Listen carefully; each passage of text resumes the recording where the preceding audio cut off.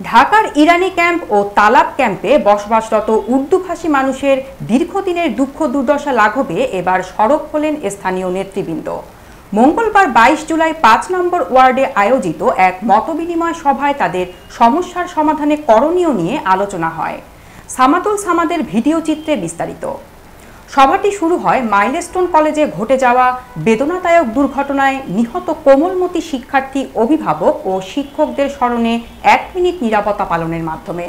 পরে তাদের আত্মার মাগফিরাত ও আহতদের দ্রুত আরোগ্যের জন্য দোয়া করা হয়। মতবিনিময় সভার প্রধান অতিথি ছিলেন ঢাকা মহানগর উত্তর বিএনপির আহ্বায়ক জননেতা আমিনুল হক। তিনি উর্দুভাষীদের আবাসন, নাগরিক সুবিধা আর মানবাধিকার নিশ্চিত করতে সবাইকে একসাথে কাজ করার আহ্বান জানান। সভায় আরও বক্তব্য রাখেন ইউএসপিওআইআরএম কেন্দ্রীয় কমিটির সভাপতি মোহাম্মদ সাদাকাত খান ফাক্কু, সাধারণ সম্পাদক শাহিদ আলী বাবলু, যুগ্ম আহ্বায়ক মাহবুব আলম মন্টু, সৈয়দ হাসান সোহেল সহ স্থানীয় থানা ও ওয়ার্ড ইউনিটের বিএনপি ও অঙ্গ সংগঠনের নেতারা। বক্তারা বলেন, উর্দুভাষীরা বছরের পর বছর বঞ্চিত। তারা যেন শিক্ষা, স্বাস্থ্য আর সুরক্ষার মতো মৌলিক অধিকার থেকে বঞ্চিত না হয় তা নিশ্চিত করতে হবে।